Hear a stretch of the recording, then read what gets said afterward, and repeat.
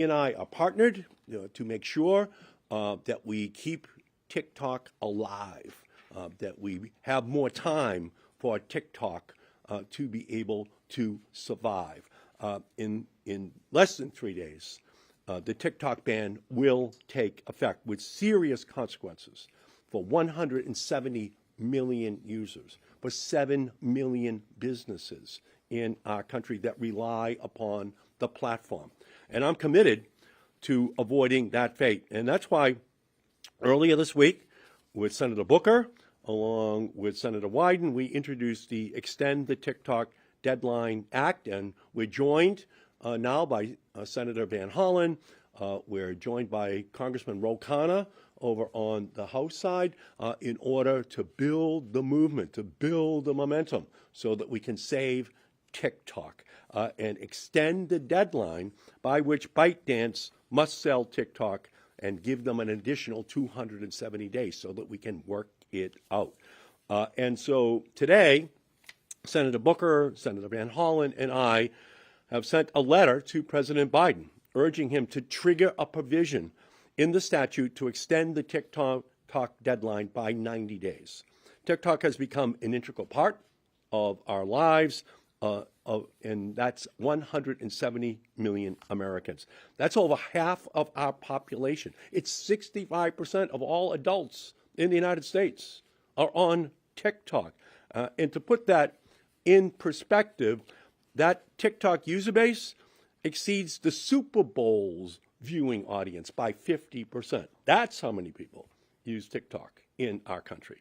A ban on TikTok would have devastating repercussions for those users. Many depend on the app for their livelihood, and many struggle to afford basic needs like rent, groceries, or medical care. And for others, TikTok provides vital community support and creates a space to share their stories, especially during the emergencies, like the Los Angeles fires. Its loss would leave many isolated. Right now, many in that community are building new communities. They're actually keeping their businesses open using TikTok. And we should not be cutting off that vital tool in Los Angeles right now and in other parts of the country. So from my perspective, and let me be clear, TikTok has its problems.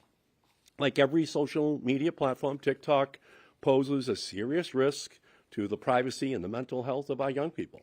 In fact, TikTok paid a fine for violating my law, the Child Online Privacy Protection Act.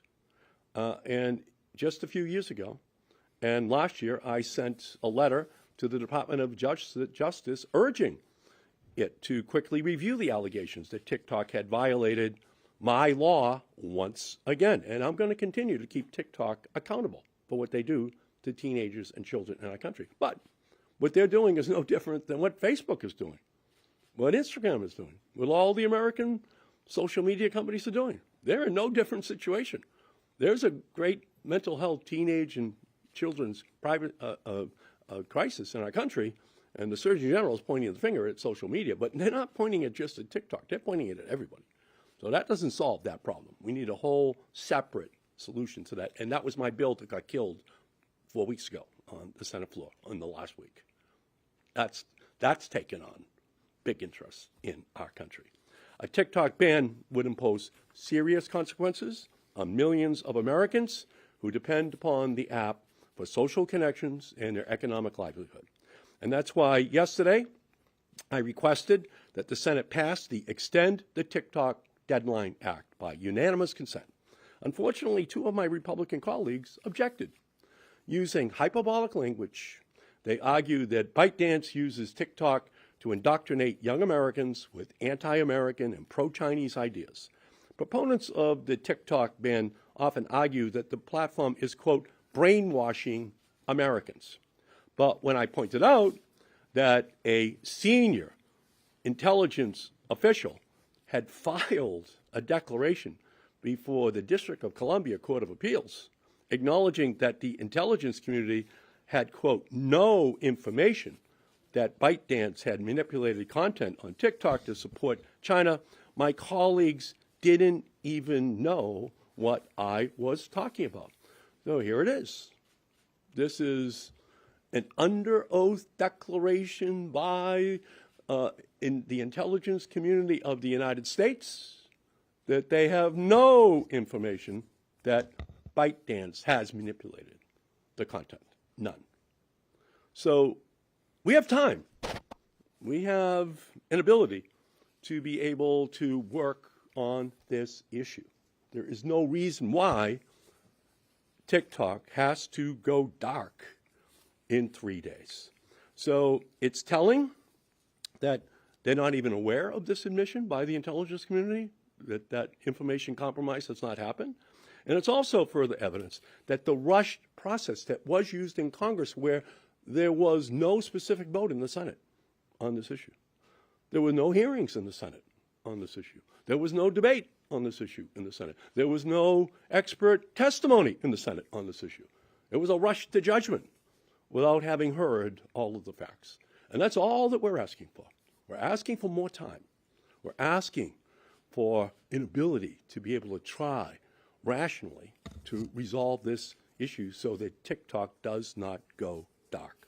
So that's the issue, that's the place where we're at right now.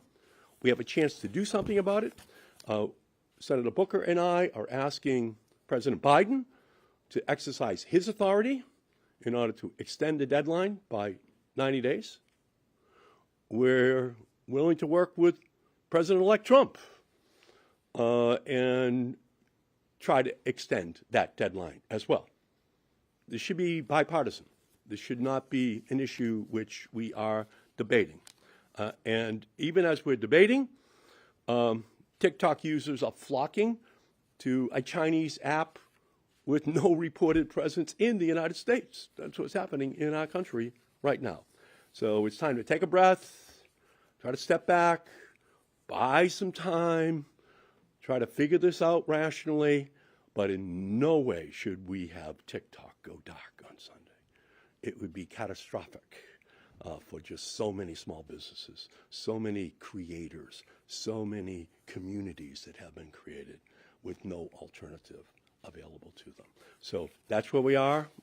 That's what our challenges be, that is going to continue to be, and that's the movement that we're going to continue to build. So let me turn and recognize my great colleague, my friend, great leader, Cory Booker from New Jersey.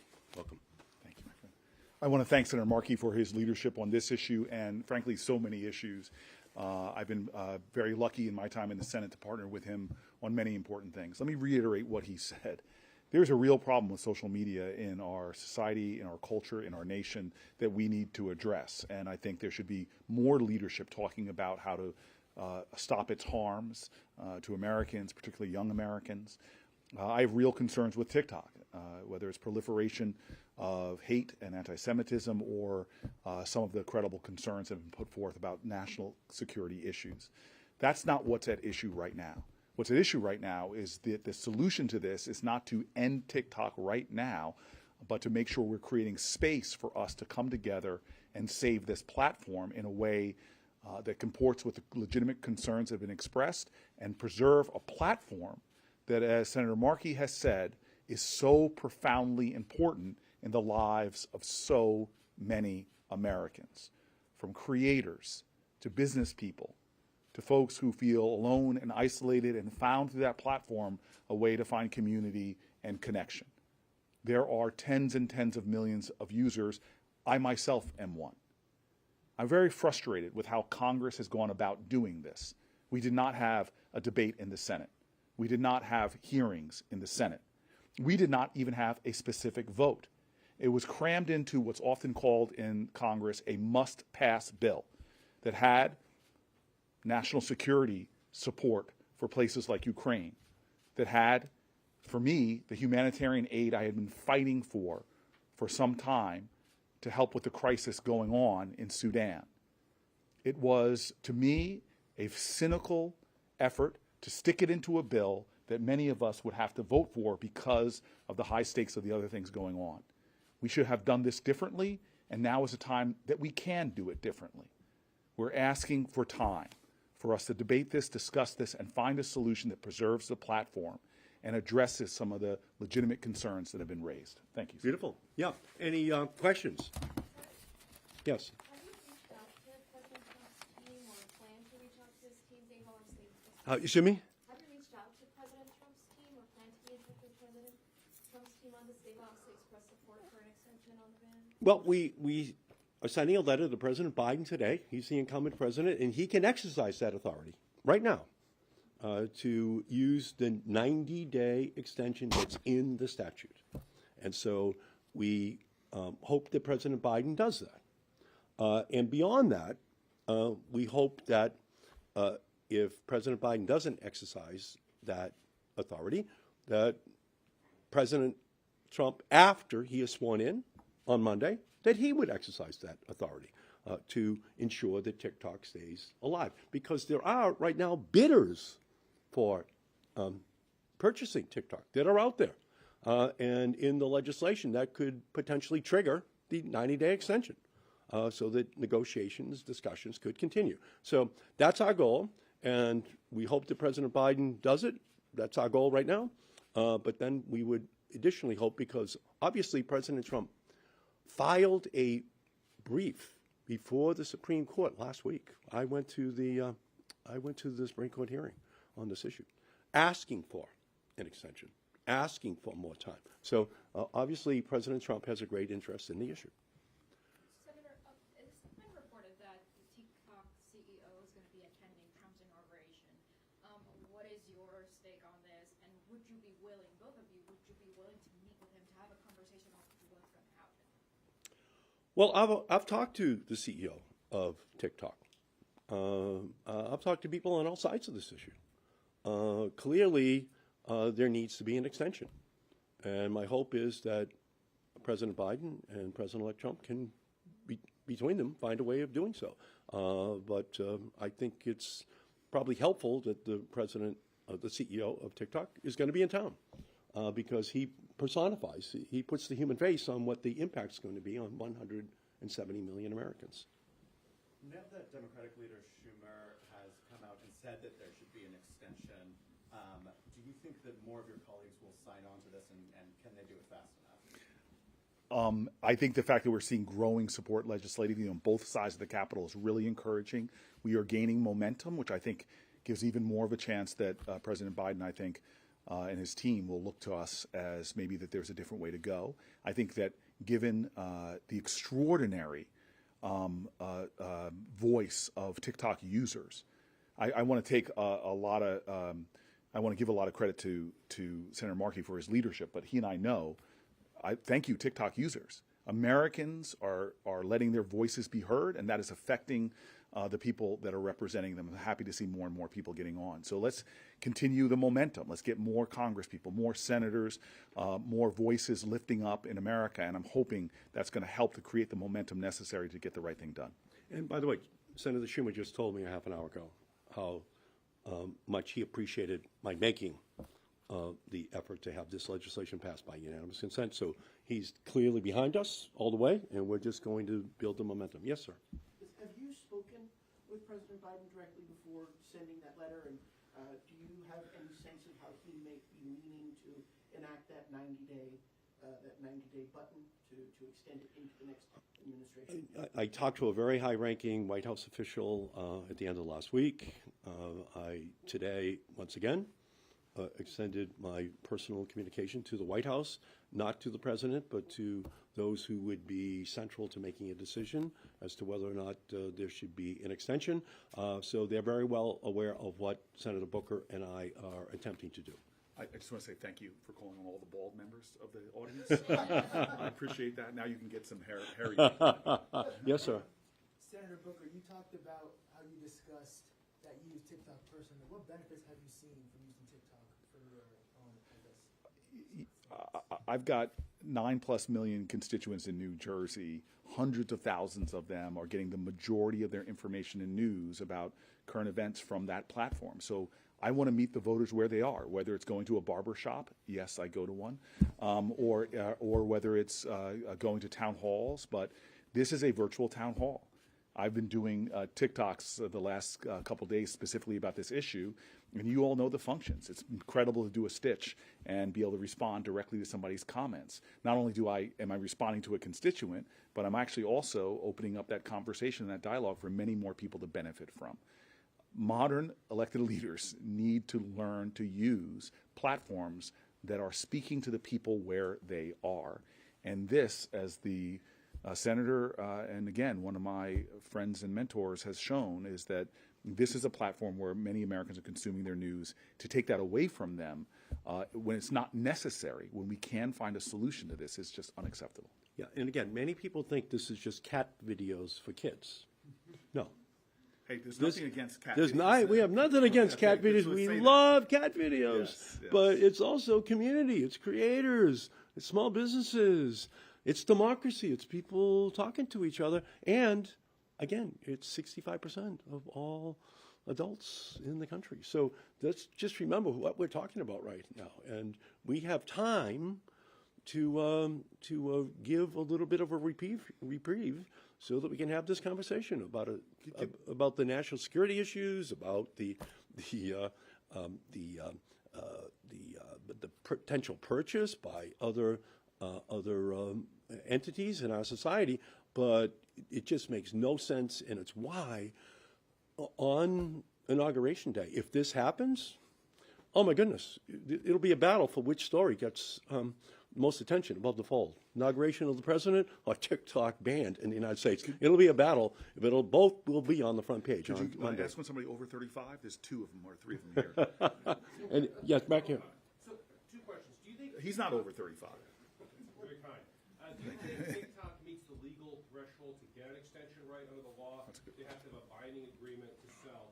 And realistically, can this get done in 90 days? I mean, given the algorithm, given China, can there be a sale in 90 days? Yeah, well, there's been an offer on the table from Frank McCourt and others for a week.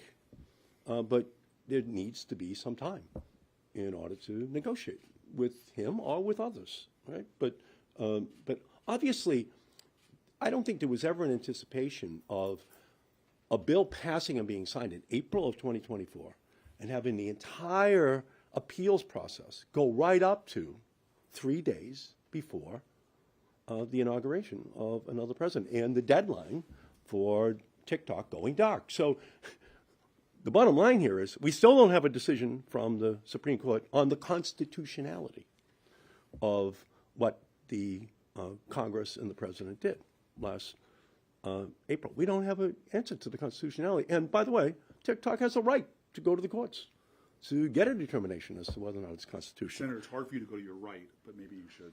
So that's why the extension really makes a lot of sense, because the courts haven't even yet determined its constitutionality, and as a result, they haven't left enough time to consummate a purchase if necessary. Yes, sir. To the right. Thank you, Appropriately, he's in red, Thank too. you, Senator Booker. In light of the looming ban, we've seen a lot of users this week go to some other apps, including Chinese-owned apps Right. like RedNote. Is that a concern? Does there need to be a more comprehensive approach from Congress for combating some of these foreign-owned apps and copycats of TikTok if they pop up? Right, and as you make your red note question, we're so glad that you've worn your red sweater in order to, be part of that theme that you're channeling in the question. That's why we need a timeout. We need hearings. We need experts. We need to know what we're talking about. The Senate never considered this issue. It was jammed into the Ukraine-Israel humanitarian relief bill with no discussion on our side. It's just a part of the problem with the legislative process that we have right here. But in a case like this, it just has incredible negative consequences. And this migration towards red note is a very good example of the law of unintended consequences, which the Congress right now doesn't know anything about. There are more people on TikTok that understand it than members of the House and Senate. This migration to red note right now, no one even knows what that word means in the Senate. Okay, to be honest with you, it's sad but true, and that's why we need real experts to come in and to testify. Congressional experts kind of an oxymoron. Like Salt Lake City nightlife or jumbo shrimp. You know what I mean? We need real experts to come in and to tell us what we should be doing on any particular issue. Yeah. You want to go to your right? Stay your right, sir? Do you want to stay? Oh, yeah, yeah, She's was one of the first hands Yeah, up. please. I feel bad. So you say that the appeals process has taken some time, but why wait until now to do this? You know, it was passed initially in April. Why didn't, or have you been working on this for months? Oh, I've been working on this all along. I actually went out on the Senate floor on the day it passed and said, this is a big mistake, putting the TikTok ban in that must-pass legislation. I gave a very extensive speech that day.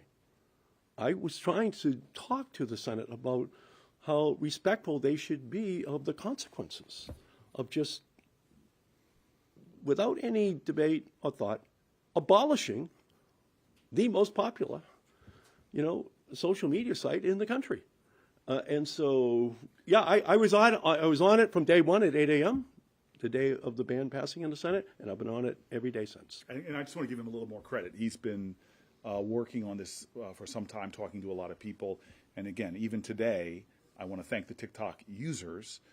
We showed, just by him going on video and talking to it, his videos on TikTok just about this subject have millions of views. I think more and more legislators are seeing that. So one, his leadership has been there from the beginning, but I keep wanting to go back that this is a democracy.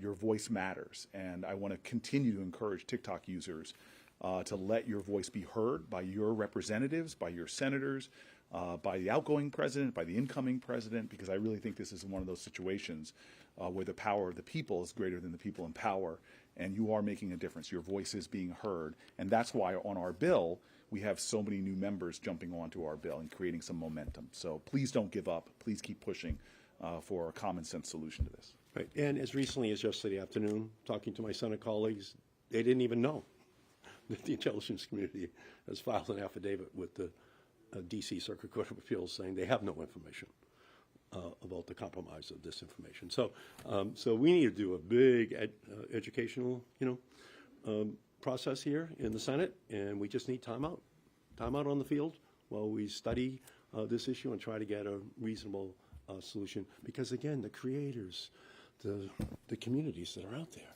right now are desperate. They're seeing, and many of them, their lives that are just going to be eradicated. 7 million small businesses who use this technology. There's at least 225,000 jobs directly related to TikTok, all gone, because it's going dark. TikTok has made that clear. It's going dark on Sunday. Yes? What do you make of all of these major tech CEOs that are going to be on the platform on Inauguration Day, some of them even altering some of their practices to, better suit Trump? What do you make of that? As the author of the big three pieces of legislation in the 1990s that created the digital revolution, obviously, on the one hand, I'm proud that we have moved the whole country from analog to digital. When my final bill passed, I was the lead Democrat. In February of 1996, when President Clinton signed it, not one home in America had broadband. Not one home. So the goal was to move America from broadband, narrowband to broadband, from dial-up to broadband, from analog to digital. And we've been successful. In the first generation, Google, eBay, Amazon, Hulu, YouTube, I'm very proud of that.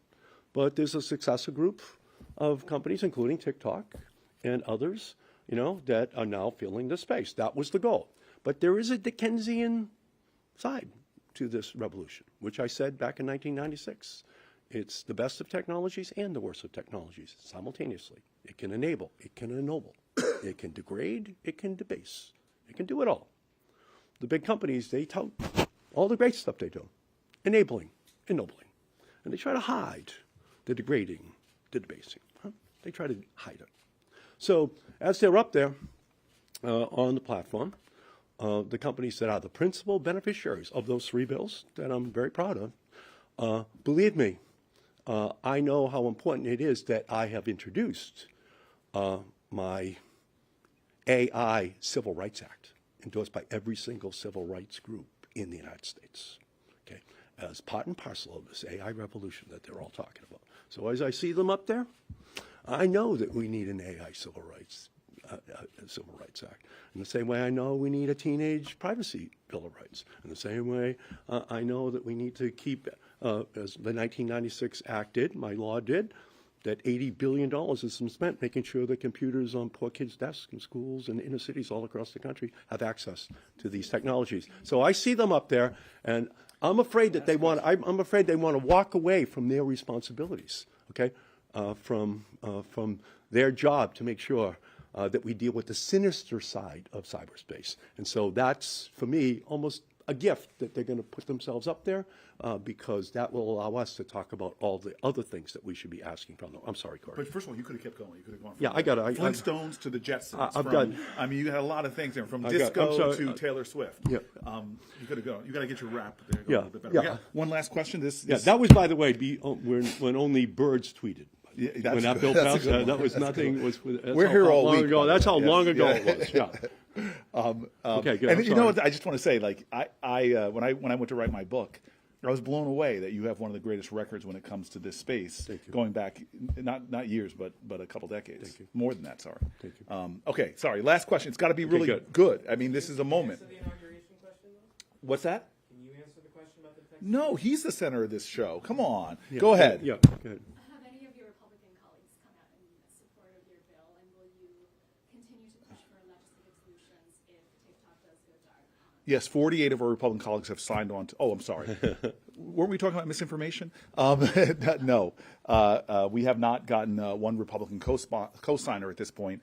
As he said, he called for unanimous consent vote, and Republicans were the ones that, not Democrats, but Republicans were the ones that came forward. However, I am very hopeful, because of what Donald Trump has been saying, that you are going to see a switch with a lot of Republicans who will perhaps be influenced by the president's own views and the president's strongly expressed opinions on the matter. So there is a bipartisan way forward. We're hearing the incoming president, and we're hearing a lot of Democrats joining the leadership of Senator Markey. And I didn't mean to be I did not mean to be flip with you. The truth of the matter is, I have larger concerns. I have nothing to do with the subject about the way money is flowing into the inauguration committees. This is not simply to Donald Trump. We have a real problem with the way money is raised in politics, the way money corrupts politics, and the way that we raise money for an inauguration, which is so many corporate interests are giving a lot of money. I don't think that's healthy and good for our democracy, but that's really not germane to this issue. But we have a problem in America with too much money in politics. And again, I've been reading about this guy to my left talking about this issue. I'm a few months younger than him, but he's been talking about this issue for quite some time. So, and I just to finish up and to follow, the goal of those laws were to break up all the monopolies. So that's what my bills did. Broke up the cable monopoly, broke up the local telephone monopoly, broke up the wireless monopolies. I broke them all up so that we could unleash a new generation of techies that could move into the space and reinvent the way in which we communicate here and around the world. And the principal beneficiaries of those laws are now going to be sitting up at President Trump's inaugural.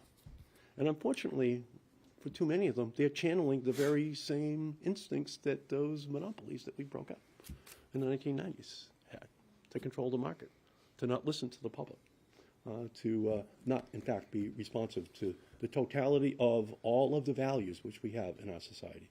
So, again, Senator Booker is just such a great leader. We're going to continue on this. It is essential that TikTok be alive at midnight on Sunday night, and we're going to continue to work to build the movement to make that possible, because we need time. Time will solve this problem, but without time, unfortunately, for millions of Americans, they're going to lose TikTok on Sunday, and we're going to work to make Can sure we do that something that's doesn't never happen. been done? Yeah, Just, let's do it. We just finished a press conference with all those people. How did it go? It went great. We have the attention of the brilliant Washington Press Corps, and this message is going to continue to be spread across the country. TikTok must not go dark on Sunday. Amen. Amen. Thank you. Thank you. All right, everybody. Thank you all so much. Thanks for coming. Appreciate it. Thank you. We don't have to get consent to use their pictures in our TikTok video. Will you be posting that now? Soon. Hey, members of the press, someone's AirPods are on the ground up here.